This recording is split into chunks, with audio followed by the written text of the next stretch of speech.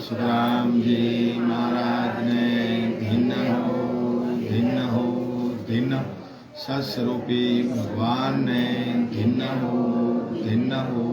धन्य सता स्वरूपी संताने धन्य प्रथम वंदन गुरुदेव जी जिण जियो नाम तत्सार दूते वंदन राम जी जा बेट्या बरम विका तृतीय वंदन सब संत जन अनंत कोट जन सारे जाके पद रज परसता हंस उतर जाए पार शरणो सतगुरु दयाल को मुकैर दे हरि नाम नित पत संगत साध की आजीवन मोक्ष सुख राम सब धरती कागज करूं सब वन कलम कटाए सात समुद्र सही करूं सतगुरु गुण ज्ञान जाए नमो नमो सुख राम जी राम संत गुरुदेव जन राधो वंदन करे चरण कमल की से हे नमो राम केवल राम सतगुरु सत भगवान जन सुख सारण वंदन करे आदि अंत के संत सतगुरु मेरा सोर करे शब्द की चोट हमारे बोला ज्ञान का हरे परम की कोट करुणा राखो राम जी बरसो दीन दयाल गुण संगत सो आदो प्रीत संभाल राम गुरुदेव जी को सिरे से अनंत बार बार बार श्री सब संता को प्रणाम परिक्रमा प्रणाम सहित शीस निभाऊं प्रभु पाए मेरे साए राम राय तीजो भक्ति दान रे कर जोड़ करुणा करो करुणा निदान आगे लागे राम नाम मोको मेहरबान रे सर्वणा सुनो तो राम रसना सुनो तो राम वाणी में करो तो राम संतार बखान रे नाम की प्रतीत दीजो नाम को प्रकाश दीजो नाम की प्रतीत सुख सारण साची नाम रे सद्गुरु सुराम जी महाराज ने दिन सदा स्वरूपी संताने दिन सभी राम सुने भाई मना राम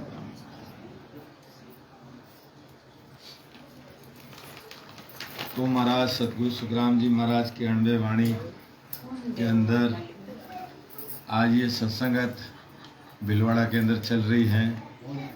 हमारे सता स्वरूपी संतों के आदेश से उनकी कृपा से तो महाराज लिख रहे हैं, इस ग्रंथ के अंदर लिख रहे हैं कि ये परमात्मा की भक्ति है, ये सस्वरूप आनंद पद की भक्ति का,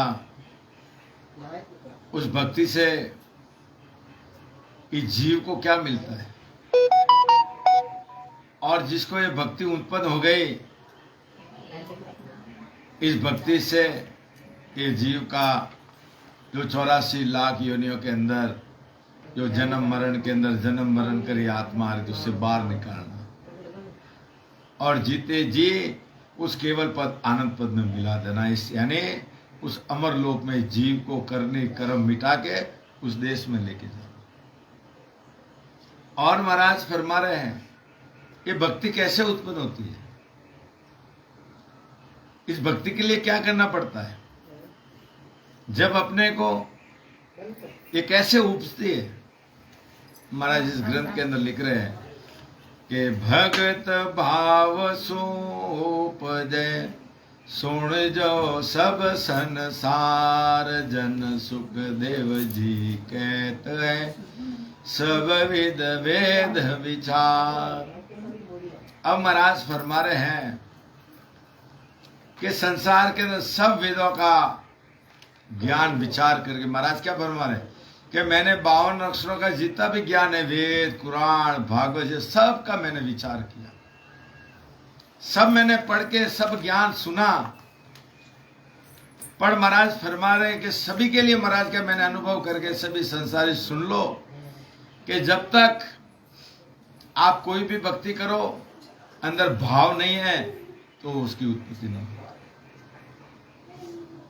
आपके पास भक्ति करने के अंदर भाव है या आत्मा उत्पत्ति है परमात्मा को, तब तो वो भक्ति ज्ञान और सदगुरु मेहर करते हैं। भाव नहीं है तो कुछ नहीं। यहां सत्संग में आके आप बैठे हो, भाव लेके आए हैं कि मैं इस सत्संग में जाऊंगा, 1 घंटा मिलेगा और परमात्मा मैं कितना सिमरन करूंगा, मेरा आत्मा का कल्याण होगा, मेरे कितने कर्म कटेंगे, और वो भाव से आ रहा है तो सदगुरु मेहर करते हैं। और एक सत्संग में जा रहे हैं, अरे मेरा पड़ोसी क्या कहेगा, अरे नहीं गए तो वो क्या बोलेगा, एक तो जाओ चलो मुंह बता के आ जाओ, उससे कोई भक्ति उत्पन्न नहीं होती। तो इसी प्रकार महाराज फरमा रहे कि सब वेदों का छार महाराज बतवा रहे कि एक ही उसका एग्जाम्पल है कि भाव है तो भक्ति है, भाव नहीं है तो आप कितना भी राम राम करो, राम राम तो कर रहे हैं, क्या है लोगों के सामने राम राम राम राम, मेरे तो वो काम है, मेरे तो वो काम है, आज राम राम होता है ना कुछ नहीं, भाव नहीं है, प्रेम नहीं है। जब तक भाव नहीं है प्रेम नहीं है तो समझ लेना ये आपके अंदर वो उतरता भी नहीं। आप कितना भी राम राम कर लो कुछ फायदा नहीं।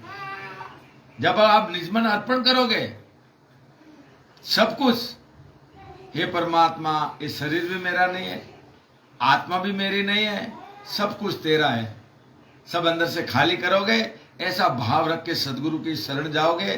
जब सदगुरु दिल मेहर करते, दिल मेहर का मतलब वो सशब्द आके प्रकट करते, बिना मेहर वो वस्तु ब्रह्म बराबर से आके प्रकट नहीं होती। कोई कान फूकने वाले गुरु भी नहीं दे सकते, वो तो परमात्मा के देश से आती हो। कौन देते हैं? सदगुरु अरदास करते हुए ससुरु भगवान को, परमात्मा को, वो वहां से आके यहाँ प्रकट होते। आपके भाव है, प्रेम है तब। और महाराज ने क्या, मेरे को क्या चाहिए, एक निजमन का टुकड़ा अर्पण करो, भाई कुछ नहीं चाहिए, कोई धन नहीं चाहिए, पैसा नहीं चाहिए, कुछ नहीं चाहिए, खाली एक निजमन का टुकड़ा अर्पण, सब कुछ अर्पण करो। संसार में भी यही कहते हैं, महादेव जी की आरती भी यही कहती है कि तन मन धन सब है तेरा, वो भी यही कहती है, वो आरती भी यही कह रही है कि मेरे तीनों अर्पण करके देखो पल में पहुंचा देता हूं। वो भी यही कहती है, पर कभी अंदर विचार नहीं करते हैं कि वह क्या देना। ऐसे ही हमारे सदगुरु फरमा रहे कि भक्ति अपने पास भाव है, प्रेम है तो सदगुरु मेहर करते हैं। तब अंदर घट के अंदर विश्वास हो जाता है कि मेरे को भक्ति करना, मेरे को अपने को, मेरी आत्मा को परमात्मा में मिलाना। मैं 84 लाख योनि में कितनी योनियां पार करने के बाद मुश्किल से मानव शरीर मिला, ऐसा विचार करता है। और ऐसा विचार करके कोई सदगुरु की शरण जाता है, जब सदगुरु मेहर करता है। तो इसलिए महाराज फरमा रहे कि इसका भाव का क्या कारण बता रहे कि प्रथम दया विचारिए, छोटे कड़वी बाण, सौ भक्ति सुख राम के, जद तज उपजे आण। अब महाराज फरमा रहे हैं कि जीव जो भी है ये प्राणी मात्र पे दया करता है, क्या वो एक समान समझता है? सब में जीव एक, सब में आत्मा एक, किसी को बड़ा छोटा नहीं समझता है। क्योंकि परमात्मा ने किसी को खाली शरीर से अपने अपने कार्य से छोटा बड़ा बनाया है, पर आत्मा तो सबकी एक है। चाहे स्त्री हो, पुरुष हो, या ब्राह्मण का हो या नीची जाति का हो, आत्मा सब में एक है। अपना कार्य अलग अलग है, ये तो संसार का कार्य है, पर परमात्मा के सामने तो सब एक समान है। तो इसी प्रकार महाराज फरमा रहे, प्राणी मात्र पर दया करो और जितनी भी आपकी बुरी वृत्तियां उसको खत्म करो। जब निस्वार्थ कोई भी काम करोगे, चाहे सुकृत करो, शुभ कर्म करो या भक्ति में जाओ, पर अपने अंदर सब निकाल के, सब कुछ अर्पण करके प्राणी मात्र पर दया करोगे, जब ये परमात्मा कृपा करोगे, सबको एक समान समझता है। तो इसी प्रकार महाराज फरमा रहे कि साक शब्द को कान दे, बैठे संगत के मां जाए, तो भक्ति सुख राम के जद तज उपजे आए। अब यहां ध्यान से सुनना, महाराज क्या लिखा है कि ऐसे कोई महापुरुष, ऐसे कोई सतास्वरूपी संत, ऐसे कोई केवली भगवंत की ऐसी कोई सत्संगत में अमर जाके बैठे, अपन सत्संग में जाके बैठे हैं और वहां सदगुरु जी महाराज एक एक साखी के अंदर, एक एक शब्द के अंदर क्या कहते हैं वो कान से बराबर सुनो। कि एक शब्द भी अगर कान में लग गया तुम्हारी 84 काट सकता है। कि लागा शब्दों तीर, एक शब्द भी लग गया ना उसकी काया पलट जाती है। क्या कि संतों की साख शब्द में इतना पावर है। तो महाराज ऐसे महापुरुषों की साख से ध्यान से सुनो। और बैठे तो सत्संग के अंदर है और मनीराम बाहर घूम रहे हैं। मनीराम क्या कहता है, कितने जल्दी 10 बजे कितनी जगह सत्संग समाप्त हुए, बैठे इधर है, तो कुछ होने वाला नहीं। क्योंकि संतों का तो एक एक वाणी, एक एक साकी, एक एक शब्द में इतनी ताकत है कि किसी प्राणी को अंदर लग गया काया पलट देते, यानी जन्म मरण मिटाने का रास्ता मिल जाता। तो इसी प्रकार महाराज फरमा के साकी शब्द को ध्यान से सुनो और सत्संग में जाके बैठे हैं और अपना वही ध्यान लगा रहे कि संत क्या कह रहे हैं, कि संतों की अणबे वाणी क्या कह रहे, उनके वचन क्या कह रहे। वो वचन एक भी कान में पड़ गया तो समझ लेना तुम्हारे भक्ति पैदा हो जाती है। भक्ति करने का मन हो जाता है कि मेरा भी आत्मा का कल्याण करना। और जब तक ये कान के अंदर ये शब्द नहीं पड़ेगा, उसका उदाहरण नहीं मालूम पड़ेगा, तो कुछ फायदा नहीं। क्योंकि संतों का तो काम है शब्द का तीर मारना अपने ज्ञान के द्वारा, और ये सोई आत्मा को जगाना। कई जन्मों से सोई है, अभी मनुष्य शरीर मिला 43,20,000 वर्ष के बाद, अभी भी वो सोई। दया किसको आती है? सदगुरु जी महाराज को। कि तेरे को मनुष्य शरीर भी मिल गया, तू जो चाहिए था वो तेरे को परमात्मा ने मानव शरीर दे दिया, अब तू इस परमात्मा का भजन क्यों नहीं करता, सिमरन क्यों नहीं करता है? क्योंकि संत याद दिला, दया उनको आती है। तब वो क्या करे, सत्संग के द्वारा, अपने ज्ञान के द्वारा, अपने उपदेश के द्वारा वो सशब्द का तीर मारते उसको, सोई आत्मा को उठा, और आत्मा को उठा देते, फिर बोलते हैं कि हे जीव आत्मा तू कहां से आई और कहां तेरे को जाना, विचार कर। क्योंकि वो जाग गई। जब महाराज फरमा रहे कि जीवड़ा आयो है तू जाएला किण देश सो आयो रे जीवड़ा, किण देश तू जासी रे। सब याद दिलाता। जब वो जाग जाता है कि अब मेरे को कहा, क्योंकि इस मानव शरीर का जब अनुभव होता है कि मैं इस शरीर के लिए मैं कितनी परमात्मा को विनती की, कितना मैंने विनती की, कितने युग तक 9 मास गर्भ के मैं उंदे में झूली। अब वो गर्भवास याद आ रहा है कि कितना दुख पाया और इस मानव शरीर के लिए मैं कितनी विनती की थी। संत जगाते उसको। जब वो आत्मा जाग जाती है ऐसी सत्संगत के अंदर, फिर वो परमात्मा और परमात्मा की भक्ति को नहीं भूलती है। जब ये सत्संगत प्यारी लगती, क्योंकि सत्संगत के अंदर ही इस आत्मा की बात करते हैं, परमात्मा की बात करते हैं, बाकी कहीं नहीं होती। बाकी तो कहीं जाओ, कथा में जाओ, संगत में जाओ, जागरण के अंदर जाओ, वहां तो एक ही बात बोलेंगे, जप करो, तप करो, रोजा करो, उपवास करो, एकादशी करो, होमवार करो, शनिवार करो, मंगलवार। क्या मिलता उससे? संसार में उसका फल मिल जाए, फल मिले, पदवी मिले, गर्भ न छुड़े, जन्म मरण नहीं मिटेगा। फल तो संसार के अंदर भोगना पड़ेगा। शुभ कर्म है और अशुभ दो कर्म है, दोनों भोगने पड़ेगा। और शुभ कर्म है, अच्छा काम किया है, जब तक स्वर्ग लोग मिल जाएगा, वैकुंठ मिल जाएगा। और जिस दिन आपका सुकृत खत्म हो गया, सुकृत खत्म हो गया, जाओ वापस नरक और 84 के। तो इसी प्रकार महाराज फरमा रहे हैं कि अपने को विचार करना है कि अपने को कहां जाना है। तो इसलिए महाराज फरमा रहे कि अपन बैठे सत्संगत के अंदर अपन संतों की वाणी एक एक शब्द ध्यान से अपने को सुनना है कि वो क्या करे।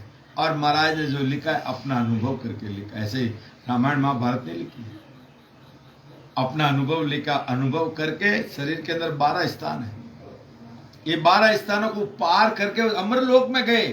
वो कैसे गए वो लिखे हुए, और कैसे भक्ति करना वो लिखा हुआ है, वो विधि लिखी हुई है। ये 52 अक्षरों का ज्ञान नहीं, ये 52 अक्षर के परे का ज्ञान, ये कहीं लिखा हुआ नहीं, ये तो अनुभव की हुई वाणी है। सुखराम जी महाराज कैसे उस देश में पहुंचे, जो विधि लिखी। इसलिए महाराज फरमा रहे कि अपन भक्ति करें तो कैसे भक्ति उत्पन्न होती है, वो महाराज बता रहे इसके कि सत्संग के द्वारा साख शब्द को ध्यान से सुनना, उसका अंदर अमल करना। जब अपने को भक्ति मालूम पड़ता है कि ओहो सही रास्ता यही है। जब तक सही रास्ता नहीं मिलेगा, जब तक भ्रम के अंदर बैठे रहो। क्योंकि ये जीवात्मा कभी ये भक्ति में गई, कभी वो भक्ति में गई, कभी उधर गई, कभी इधर गई, कभी वो कथा में गई। उधर क्या करा, इधर क्या कहा, इधर सत्य रास्ता नहीं मिल रहा उसको। अब वो भ्रम में पड़ गई आत्मा कि ये सत्य है कि ये सत्य है, ये झूठ है कि ये झूठ है। जब तक सही निर्णय नहीं निकलेंगे, जब तक तो उम्र चली जाएगी। सत्य को ढूंढते ढूंढते उम्र चली जाएगी, और लास्ट में राम नाम सत्य है। ये जमाना ऐसे ही चलेगा, ये जमाना ऐसे ही चलेगा। तो वो अपने को विचार करना, अपने को कि अपन कहां से आए, कहां से नहीं आए, और कहां जाना। ये सब संत याद है, बाकी कोई याद ही नहीं। बाकी तो सब शरीर के काम की बात करेंगे कि तेरा शरीर सुखी कैसे रहे, माया कैसे मिले, बेटा बेटी कैसे मिले, वो ज्ञान देंगे तुम्हारे। इस आत्मा का ज्ञान कोई नहीं, आत्मा के बारे में कोई नहीं बोलेगा। कर्म करने का काम बोलेंगे, क्या भाई जब करो तब करो, कर्म बांधो और कर्म भोगो। दूसरा कर्म धोने का रास्ता कोई नहीं बोलता, कर्म बांधने का रास्ता जहां जाओ वहां मिल जाएगा। कर्म धोने की ऐसी केवली सत्संगत कभी कभी मिलती है, और जो ऐसी सत्संग में आके बैठ गया तो समझना उसका तो काया पलट गया। सुखराम जी महाराज ने दिन हो सदा स्वरूपी संतान दिन हो। तो इसीलिए महाराज फरमा रहे कि अपन को कोई भी महाराज का ज्ञान, कोई भी ज्ञान, कोई भी रहने दो, ध्यान से सुनना। जो सही है वो निर्धारण करो, क्योंकि परमात्मा ने बुद्धि दी, ने ज्ञान इंद्रिय किसके लिए दिया? बाकी तो काम सब सोच विचार के करते हो, विधि विधान से करते हो, पर एक दिन शरीर रूपी हंडी फूट जाएगी, जब क्या करो? इसका विचार किया कि किसी ने? तो इसलिए महाराज फरमा रहे कि संता की संगत करे, ज्यों त्यों कर के आण, तो उपजे सुख राम के भगति भेद बखान। अब महाराज फरमा रहे हैं कि जो संत सस्वरूप आनंद पद की भक्ति कराते हैं, यानी जो केवली भक्ति कराते हैं, केवल ये ज्ञान की भक्ति कराते हैं, जो सस्वरूप आनंद पद में, यानी जीते जी खंड पिंड ब्रह्मण के ऊपर जो चौथा देश है, सतलोक कह दो, अमरलोक कह दो, केवल पद कह दो, आनंद पद कह दो, सब एक ही नाम है। उस पद की जो भक्ति कराने वाले संत हैं, तो महाराज फरमा रहे हैं जैसे तैसे भी उनकी सत्संगत के अंदर जाओ, और वो सत्संगत के अंदर ही ये भेद और ये विधि मिलती है। कौन सी विधि? जन्म मरण मिटाने की, भरम मिटाने की, कर्म मिटाने की, बाकी कहीं नहीं मिलती। महाराज ने यहां लिखा है, बाकी तो सब कहते हैं, कराते कोई। तो इसी प्रकार महाराज परमार के भक्ति सहित और भेद सहित भक्ति का बखान सुनने के बाद में मालूम पड़ता है कि ये संतों की वाणी क्या कह रही है, ये संत कौन सा उपदेश कह रहा है। वहां ज्ञान इंद्रिय अपने को काम में लेगा। जब ये समझ में आ जाएगा, जब वो भक्ति धारण करना नहीं छोड़ेगा, पहले सदगुरु के पास जाएगा, मेरे को विधि बताओ, मेरे को भेद बताओ, और मैं आपका भजन करूंगा, मैं आपका सिमरन करूंगा। जब उसको मालूम पड़ेगा, जब सदगुरु मेहर करते हैं, क्या कि उसने सब कुछ खाली करके आ गया, सदगुरु जी को मालूम पड़ता है कि इसने सब कुछ अर्पण कर दिया, तो सदगुरु जी महाराज दिल में, और वो सशब्द का भेद विधि, ये राम राम कैसे करना, सिमरन कर, उसका भेद बता के ब्रह्म विराट से आगे सशब्द प्रकट कर देते हैं। तो इसीलिए महाराज फरमा रहे हैं, दूसरा कोई काम नहीं है, एक ही है। इसके लिए पहचान अपने को करनी, ज्ञान की, गुरु की, सदगुरु की। परख नहीं करोगे तो जाना था मोक्ष में, और गए कहाँ, वो विचार अपने को करना। तो इसलिए महाराज फरमा रहे कि हर जन के घर आए के अन्न जल करे आहार, इन गुण सो सुख राम के उपजय भगत विचार। अब महाराज फरमा रहे हैं कि जो राम जी की भक्ति करने वाले, ये सशब्द की भक्ति करने वाले, ये निज नाम की भक्ति करने वाले जो जीव रहते हैं, जो भजन करते हैं, किसी का कंठ पे शब्द है, किसी का हृदय स्थान पे है, किसी का नाभि है, ऐसा जो राम जी की भक्ति करने वाले जन रहते हैं, किसी जान अनजान में उसको घर ले जाके कोई भोजन प्रसाद करा लेता है, जहां उसको अगले को नहीं मालूम है कि राम राम की भक्ति कर रहा है या सशब्द की, उसको नहीं मालूम है, वो जान अनजान में वो घर पे लेके आके अंजल करा लेता है, नाश्ता करो या पानी पिलाओ, चाय पिलाओ, खाना खिलाओ। अनजान के अंदर वो आके वो ऐसा काम कर देता है। तो महाराज फरमा रहे उस खान पान से उसके अंदर भक्ति उत्पन्न होती है, इस गुण से कि शब्द बेदू संत आके खाना खाया या अंजल किया है, उस गुण से उस घर के अंदर उस जीव को ये भक्ति पैदा होने का विचार आ जाता है। इतना एक संत को भोजन कराने से होता है। तो ऐसे ही महाराज फरमा रहे हैं कि इतना इसमें गुण है। ऐसे ही महाराज ने लिखा कि त्रिकुटी में जब शब्द आता है, ऐसे संतों को कोई जान अंदाज में ऐसा भोजन करा ले तो कितना न पाए, 3 लोक तिरपत होता है।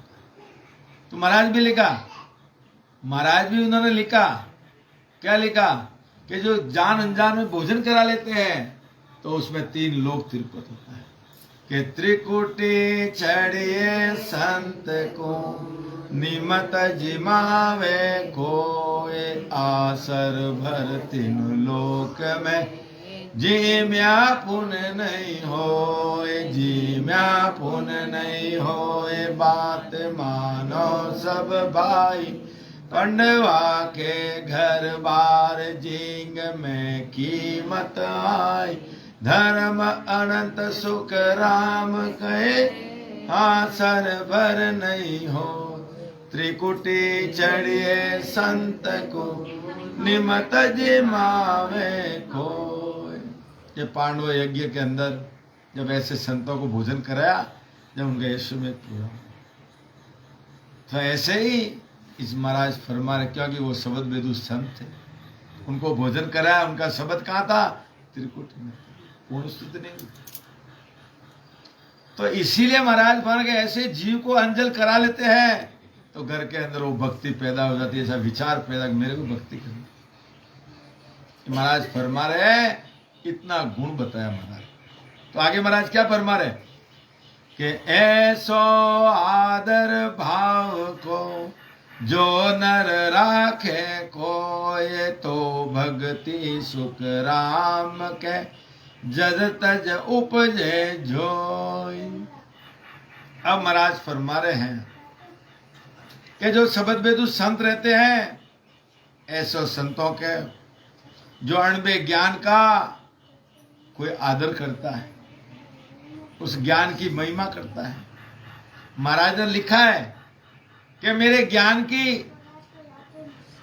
कोई जान अनजान में कोई महिमा भी कर दे, महिमा भी कर दे, तो महाराज बिना भजन वैकुंठ पहुंचा दूंगा। इतना नपा है उसमें।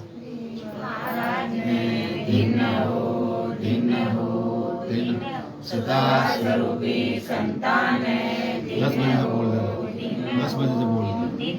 तो इसीलिए महाराज फरमा रहे हैं कि मेरे ज्ञान की कोई जान अनजान महिमा भी कर दे, तो महाराज बिना भजन वैकुंठ पहुंचा। इतना महाराज खड़ा कि मेरे ज्ञान का कोई आदर भाव भी करे, तो उस भाव से उसको भक्ति करने पैदा हो जाती है।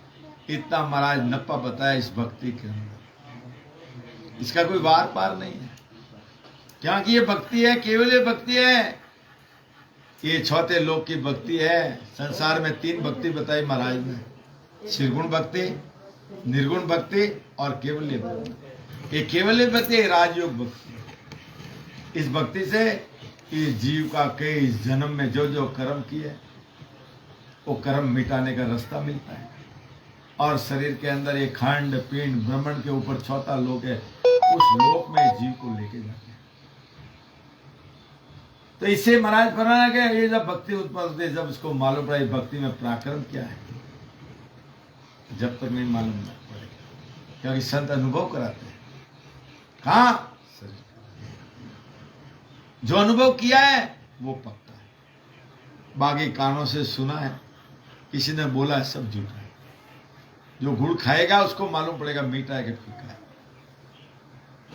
तो ये भक्ति करेगा तो मालूम पड़ेगा। तो इसी प्रकार महाराज फरमा रहे हैं कि इस ज्ञान का को आदर भाव रखे, तो महाराज फरमा उसको भी कभी न कभी भक्ति पैदा हो जाती उस गुण से।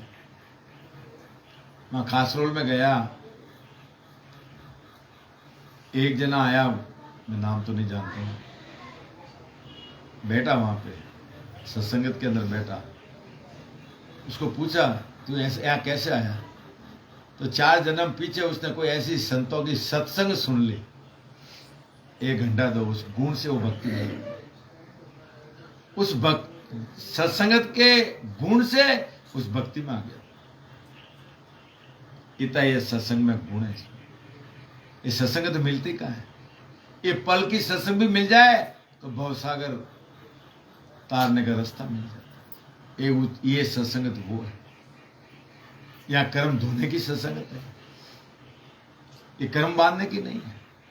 यहाँ तो कई जन्मों के कर्म धोने का रास्ता है। अपन घर से रवाना हुए ना, कहाँ जा रहे? सत्य संगत में जा रहे। यहाँ तक पहुंचे कितने कर्म काटे तुम्हारे मालूम है? घर से रवाना होते ही तुम्हारे कर्म काटना चालू है कि साधु दर्शन जाता जीते धरिए पैर, पेड़ पेड़ अश्वमेघ जितना फल मिलता है। एक अश्वमेघ जितना फल मिलता है, कहाँ साधु के दर्शन करने? तो परमात्मा ने कितने कर्म करे वो आपको नहीं मालूम। भजन करो जब समझ में आए। ये सत्संगत कितनी महंगी है। 33 करोड़ दे देता खड़े बाहर,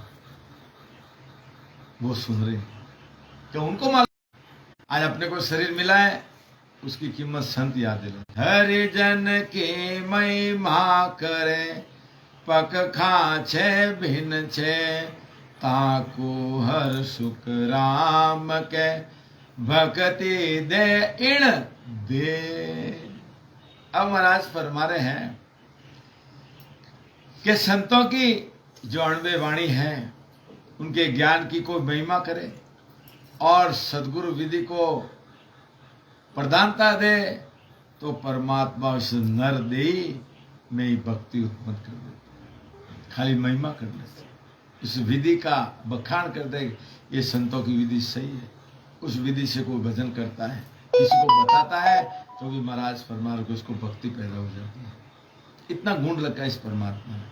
और क्या फरमा, हरिजन के सामो मिले जो लुल लागे पावता को सुन सुख राम के भगतर उपजे आए। अब महाराज फरमा रहे हैं कोई राम जी की भक्ति करने वाले, ये सशब्द की भक्ति का सशब्द अंदर प्रकट है और वो कहीं जा रहा है, सामने आके बोले राम राम सा, इतना भी बोल दे और उसको प्रणाम भी कर ले तो महाराज बोला एक दिन उसको भक्ति पैदा हो जाएगी। इतना गुण है। एक राम राम सा कहने से कितना नफा है। 108 की माला घुमाते ना, उतना नफा है उसको। कौन सा नाम है? सतनाम, वो राम राम बोलता। क्या उसको मालूम है ये भक्ति करता है, राम जी की भक्ति करता है और उसको सामने जाके राम राम सा या प्रणाम भी कर लिया, उस गुण से उसको भक्ति पैदा, अवश्य भक्ति पैदा। इतना इस भक्ति के अंदर गुण बताया महाराज। और महाराज क्या फरमा रहे कि भूलो छूके आण के जे मेले प्रसाद इण गुण सो सुख राम के छूटे विष जुग बाद।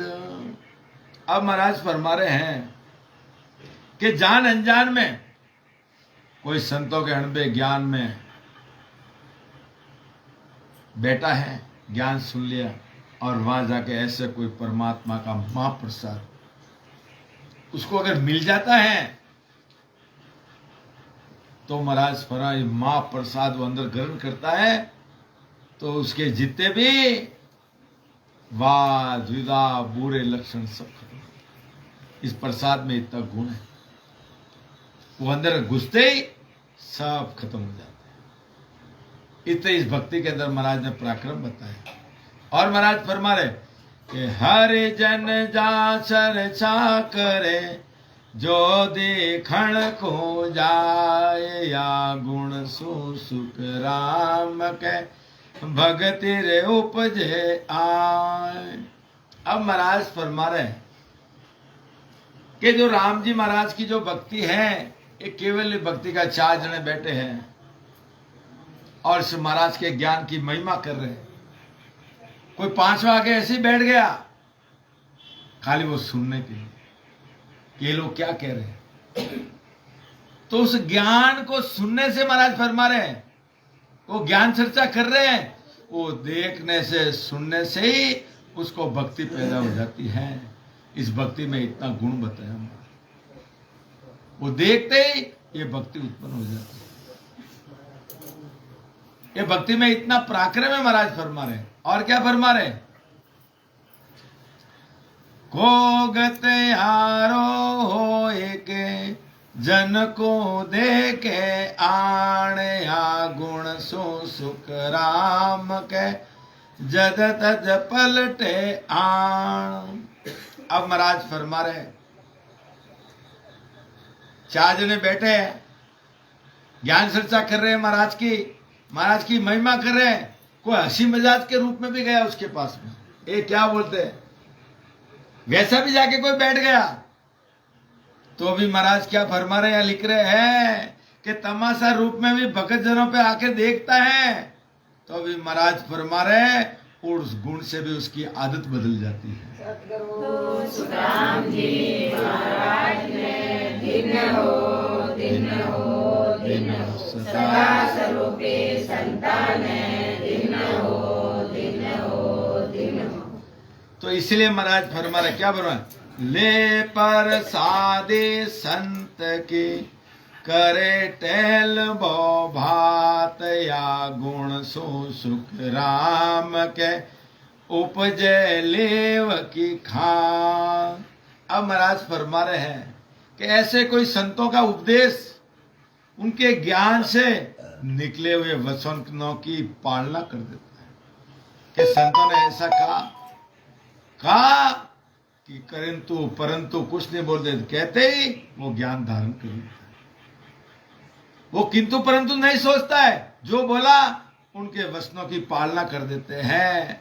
तो महाराज फरमा रहे हैं, पालना करके वो प्रसादी ले लेता है, ज्ञान धारण कर देता है। तो महाराज गुण से उसको लिबन भजन होना चालू हो जाता है। राम राम नहीं, लिबन भजन, वो आत्मा भजन करने लगा। इतना महाराज गुण बताया, क्योंकि उसने सब कुछ अर्पण करके आया, सब खाली करके आया। जो महाराज ने लिखा वचनों से, जैसा बोले वैसा वेद से भजन करके विधि अपना ली, तो उसको लिबन भजन होना चालू हो जाता है। इतना गुण है। तो इसलिए महाराज फरमाए कि हरिजन की महिमा करे, जय आड़ो फिर को या गुण सो सुख राम के, जद तज हरिजन होय। अब महाराज फरमा के राम जी की भक्ति और संतों के अणबे ज्ञान की कोई महिमा कर दे, और वो महिमा कर दे, कभी न कभी वो भी हरिजन हो जाए, यानी भक्ति करने वाला हो जाता है, और वो भी भक्ति में लग जाता है उस गुण से। इतना इस भक्ति के अंदर महाराज पराक्रम बताया है।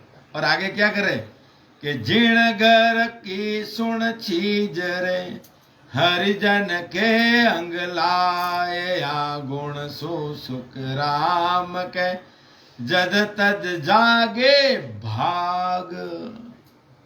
अब महाराज फरमा रहे हैं, कौन भी ज्ञान के शब्दों को, ये गुण की भक्ति करने वाले जो जीव रहते हैं, और ऐसे भक्तों के कोई काम आ गया, कोई अनजान आदमी कोई चीज की जरूरत है तो उसको कोई दे दिया, काम आ गया, उसको नहीं मालूम है कि भक्ति कर रहा है, अगले को नहीं मालूम, वो तो अपने को ये काम कि मेरे को ये चीज की जरूरत है उसको दे दी, समझे। तो उस चीज देने से उसके भाग्य उदय हो जाते हैं कि एक संत को काम है। इतना महाराज लिखा है, भाग्य उदय हो जाते उसको, क्योंकि विधाता ने लेख भी लिखे, वो लिखे तो लिखे, पर संतों के काम आगे तो भाग्य भी उदय हो जाते उसको। रेख में कौन संत मिला सकते हैं, तो भाग्य उदय हो जाते। इतना महाराज फरमाया, इतना गुण बताया उसके अंदर। और क्या लिखे महाराज, संतों के परताप सो उपजे भक्ति भेव विचार, ज्ञान ध्यान सुख राम के, शुभ करणी मन मार।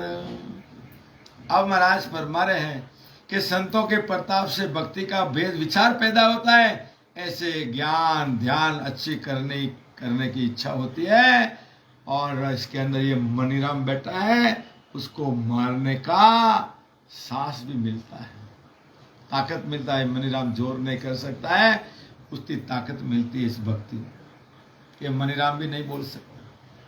तो इसलिए महाराज फरमा रहे कि हर जन के पगतल आए के, जो जीव छोड़े प्राण ताको भक्ति उपजे, कै सुख देव बखान।